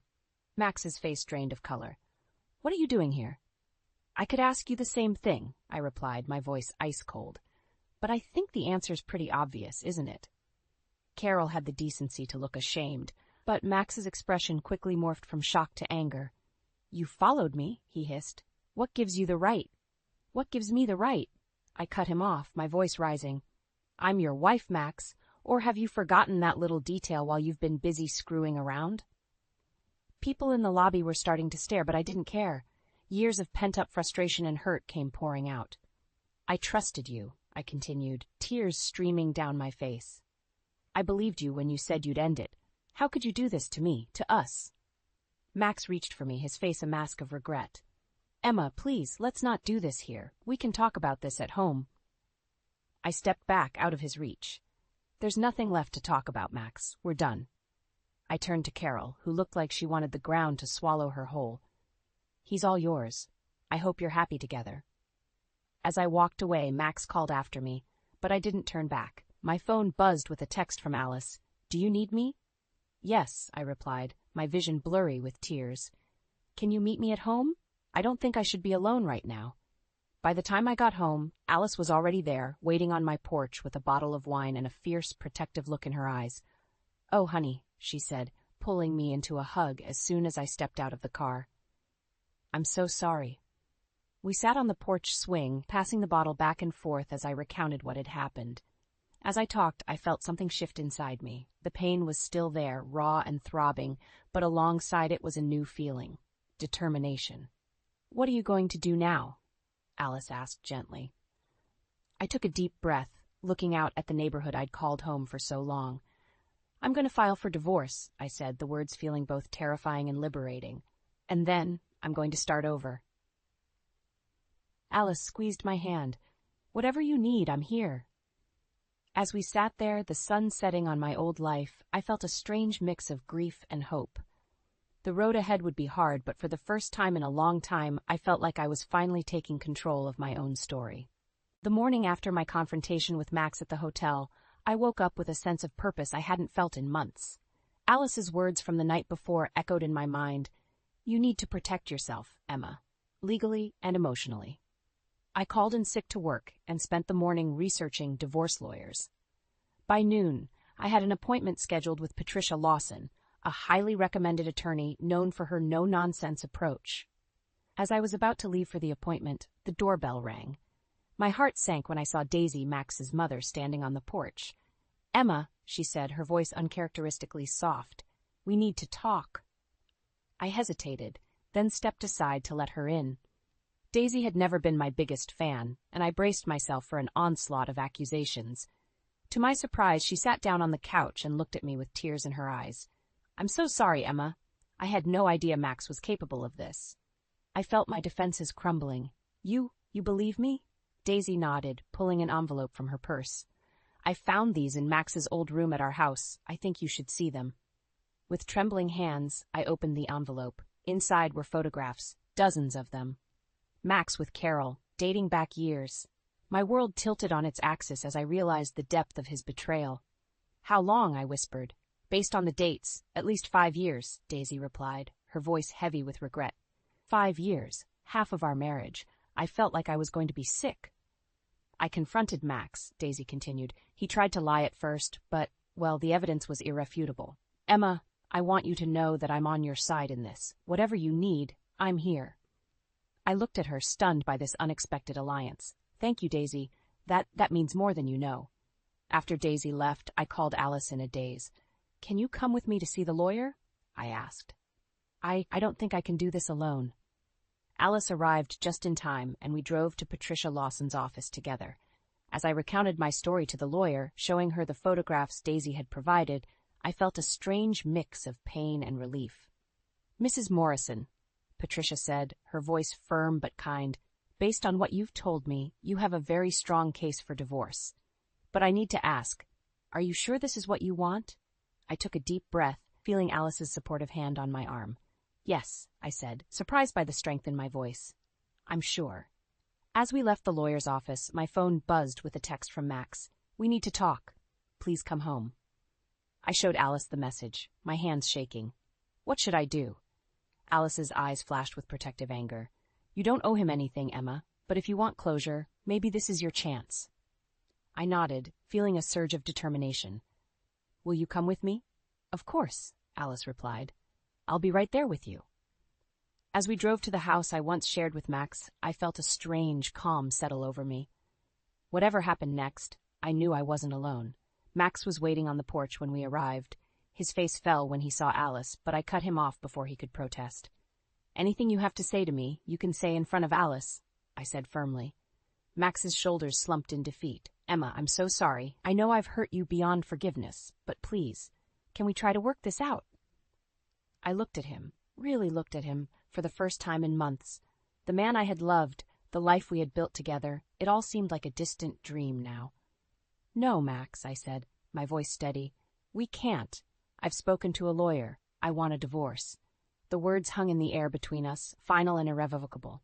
As I watched the reality of our situation sink into Max's face, I felt a weight lift from my shoulders. This wasn't the end I had ever imagined for us, but standing there with Alice by my side and the truth finally out in the open, I knew it was the beginning of something new. A life that was truly my own. The day I decided to leave, Max dawned bright and clear, a stark contrast to the turmoil raging inside me.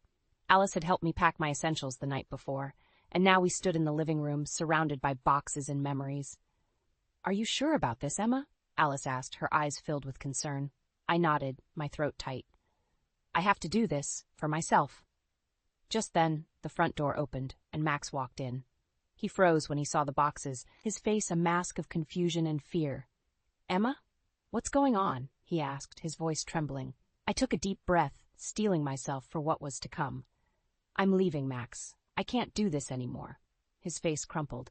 "But we can work this out. I promise I'll change." "It's too late." I cut him off, my voice surprisingly steady. "I know about Carol. I know it's been going on for years." Max's face drained of color. "How did you? It doesn't matter how I know," I said, fighting back tears. "What matters is that you've been lying to me for half of our marriage." As the reality of the situation sank in, Max's demeanor changed.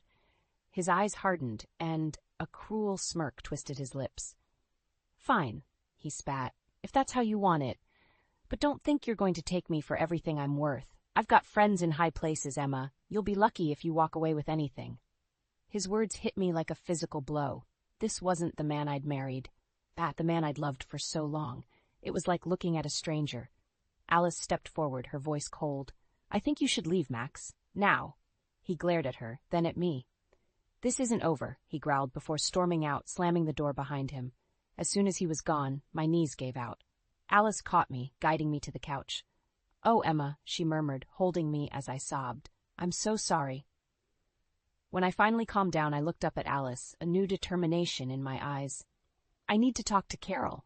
Alice's eyes widened. "Are you sure that's a good idea?" I nodded. "I need answers, and I need her to know what she's getting into." It took some digging, but we managed to find Carol's address.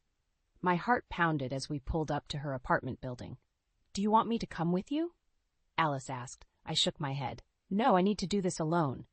Carol's face when she opened the door was a mix of shock and guilt. "Emma, what are you doing here?" "We need to talk," I said, pushing past her into the apartment. For the next hour, I laid everything out, the years of deception, the pain, the betrayal. To my surprise, Carol listened, her face growing more horrified with each revelation. "I had no idea," she whispered when I finished. "He told me you were separated, that you were cruel and cold. I'm so sorry, Emma."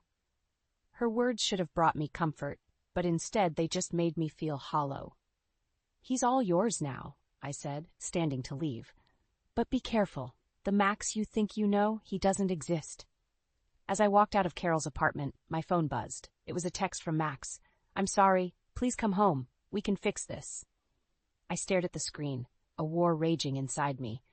Part of me wanted to believe him, to go back to the life I thought we had, but the larger part, the part that had been growing stronger with each revelation, knew there was no going back. With shaking hands, I typed out my response, "No, Max, we can't. I'll have my lawyer contact you about the divorce proceedings." As I hit send, I felt a weight lift from my shoulders. The road ahead would be hard, but for the first time in years, I felt like I was finally on the right path. I looked up at the sky, taking a deep breath of the crisp autumn air. It was time to start my new life, on my own terms. The hospital corridors felt different that morning. Whispers followed me, and colleagues averted their eyes. I tried to focus on my work, but an undercurrent of tension made it impossible. As I was changing an IV bag, Carol's voice cut through the air like a knife. "Emma Morrison!" I turned to see her storming towards me, her face contorted with rage. Patients and staff alike stopped to stare. "Can I help you?" I asked, trying to keep my voice steady. "You ruined everything," Carol shrieked. "Max lost his job because of you." My heart raced. "What are you talking about?" Carol's laugh was bitter. "Don't play innocent. You told his office about us, didn't you? They fired him this morning." I felt the blood drain from my face. "I didn't tell anyone." "Liar." Carol lunged at me, her nails raking across my cheek. Everything happened in a blur. Security guards appeared, restraining Carol as she continued to scream accusations. My supervisor, Dr. Patel, pulled me aside. "Emma, what's going on?" she asked, her eyes filled with concern. I opened my mouth to explain, but the words wouldn't come. How could I possibly untangle this mess? Dr. Patel sighed. "I think you should go home, Emma. Take a few days off." "But my patients—" "We'll cover your shifts," she said firmly. "This situation, it's become a distraction. We need to sort this out before you can return." I felt like I was drowning. Am I being fired? No, not fired, but suspended, pending an investigation. "I'm sorry, Emma." I stumbled out of the hospital in a daze. My phone buzzed incessantly, missed calls from Max, texts from Alice asking if I was okay. I ignored them all. When I got home, I found Max waiting on the porch. His eyes were red-rimmed, his clothes disheveled. "What have you done, Emma?" he asked, his voice breaking. I pushed past him into the house. "I didn't do anything, Max. This is all your doing." He followed me inside. "My doing? You're the one who told my office about the affair. They fired me, Emma. My career is ruined." "I never told your office anything." I shot back. "Maybe you should ask your girlfriend about that." Max's face crumpled. "Carol? She wouldn't. Wouldn't she? She showed up at my work today, Max. She attacked me in front of everyone. I've been suspended." The reality of the situation hit us both like a tidal wave. We stood there, two people who had once promised to love each other forever, now reduced to this. "What are we going to do?" Max whispered. I looked at him, really looked at him, and felt nothing but exhaustion. "There is no we anymore, Max. You need to leave." As if on cue, my phone rang. It was Alice. "Emma, are you okay?" I heard what happened at the hospital. I felt the last of my composure crumble. "Alice, I I don't know what to do. Everything's falling apart. I'm coming over, she said firmly. Don't do anything until I get there. I hung up and turned to Max. You need to be gone by the time Alice arrives. He nodded, defeated. As he walked out the door, he paused. I'm sorry, Emma, for everything. I couldn't bring myself to respond. I sank onto the couch, my mind reeling. In the span of a few hours, I'd lost my job, been publicly humiliated, and watched the last vestiges of my marriage crumble to dust. As I sat there waiting for Alice, I felt something shift inside me. The pain was still there, raw and throbbing, but alongside it was a new feeling, a fierce determination. I'd hit rock bottom, but I refused to stay there. Whatever came next, I knew one thing for certain. I was done being a victim. It was time to take control of my life, no matter the cost. The days following the hospital incident blurred together in a haze of anxiety and sleepless nights. I was trapped in my own home, afraid to face the world outside. Alice had become my lifeline, bringing groceries and updates from the outside world. It was Alice who brought me the news that would change everything. Emma, she said, her voice gentle but urgent. You need to see this. She handed me her tablet, open to a local news site. The headline made my blood run cold. Local executive fired over affair scandal. Wife accused of sabotage. As I read the article, my hands began to shake. It detailed Max's firing, painting me as a vengeful wife who had orchestrated his downfall. Worse still, it mentioned my suspension from the hospital, implying I was unstable and potentially dangerous. This is insane, I whispered. How can they print this? Alice's eyes flashed with anger. It gets worse. Look at the comments. I scrolled down, feeling sick as I read the vitriol directed at me. Strangers calling me a liar, a cheat, a homewrecker. My reputation was being shredded before my eyes. Just then, my phone rang. It was Dr. Patel from the hospital. Emma, she said, her voice strained. I'm sorry, but given the recent publicity, we're going to have to let you go. The world seemed to tilt on its axis. But I didn't do anything wrong, I protested weakly. I know, but the board feels your presence would be disruptive. I'm truly sorry. As I hung up, feeling numb, Alice squeezed my hand. We're not going to let them get away with this, she said firmly. It's time to fight back. With Alice's encouragement, I made an appointment with Patricia Lawson, the divorce lawyer. As we sat in her office, I felt a strange calm settle over me. Mrs. Morrison, Patricia said, her eyes sharp. Based on what you've told me, we have a strong case for defamation. But I need to know, are you prepared for what comes next? This could get ugly. I took a deep breath, thinking of everything I'd lost, my marriage, my job, my reputation. I'm ready, I said, surprised by the steel in my voice. I want my life back. Patricia nodded, a hint of a smile on her face. Then let's get to work. The next few days were a whirlwind of legal documents and strategy sessions. We filed for divorce, citing Max's infidelity, and prepared a countersuit against the newspaper for defamation. Just as I was starting to feel like I was regaining control, the final blow came. I was leaving Patricia's office when I saw them, Max and Carol, walking hand in hand down the street. They looked happy, carefree, as if the chaos they'd caused didn't matter at all. Something inside me snapped. Before I knew what I was doing, I was marching towards them. How dare you? I hissed, my voice shaking with rage. How dare you act like nothing's wrong when you've ruined my life? Max's face paled. Emma, Save it, I cut him off. I don't want to hear your excuses. I want you to know that I'm done being your victim. I'm going to fight, and I'm going to win. Carol sneered. Good luck with that. Who's going to believe you over Max? I felt a surge of determination. The truth will come out, I said, my voice steady. And when it does, you'll both regret ever crossing me.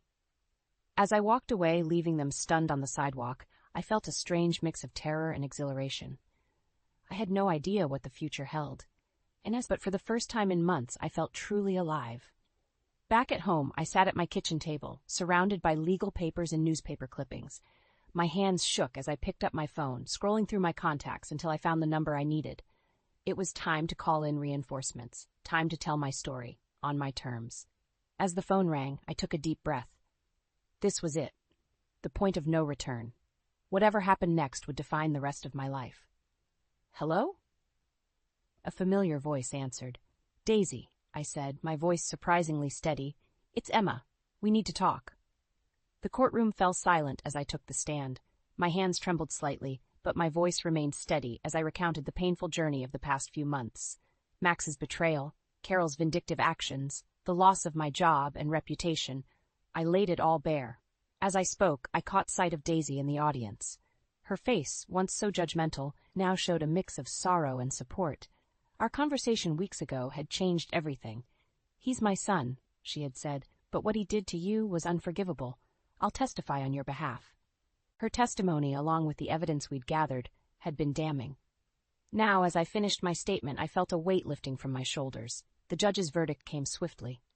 The defamation case against the newspaper was successful, and Max was ordered to pay substantial alimony. But more importantly, my name was cleared. As we left the courthouse, reporters swarmed around us. Alice, ever protective, shielded me from their questions. But I paused, realizing this was my chance to reclaim my narrative. "I want to make a statement," I said, my voice stronger than I'd expected. Facing the cameras, I took a deep breath. "To anyone who's ever felt powerless in the face of betrayal, I want you to know, you're not alone. Your truth matters. Don't let anyone silence you." The next few weeks were a whirlwind of change. With the settlement money, I was able to start fresh. I found a new apartment, applied for nursing positions at different hospitals, and even enrolled in a writing course, something I'd always wanted to do but never had the courage to pursue. One sunny afternoon, as I was unpacking boxes in my new place, there was a knock at the door. It was Daisy, holding a small potted plant. "A housewarming gift," she said, a tentative smile on her face, "and an apology for everything." I invited her in, surprised by how natural it felt. As we sat drinking tea, Daisy opened up about her own past, a failed marriage, the struggles of single motherhood. For the first time, I saw her not as Max's mother or my former adversary, but as a woman who'd faced her own battles. "I'm proud of you, Emma," she said, squeezing my hand. "You're stronger than I ever gave you credit for."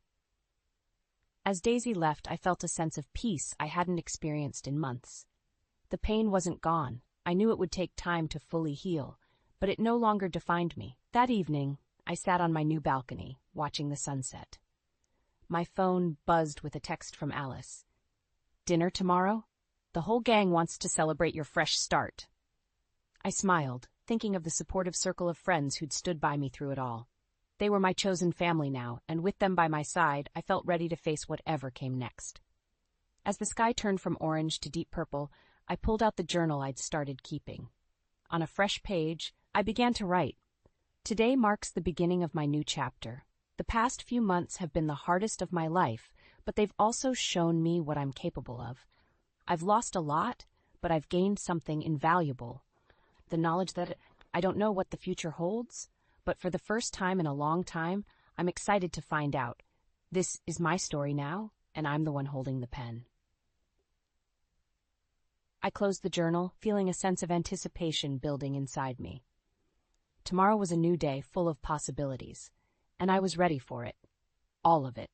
As the first stars appeared in the darkening sky, I made a silent promise to myself. No matter what life threw my way, I would face it head on, with courage and grace. Because now I knew the truth. I was stronger than I'd ever imagined. And that strength, it was just the beginning.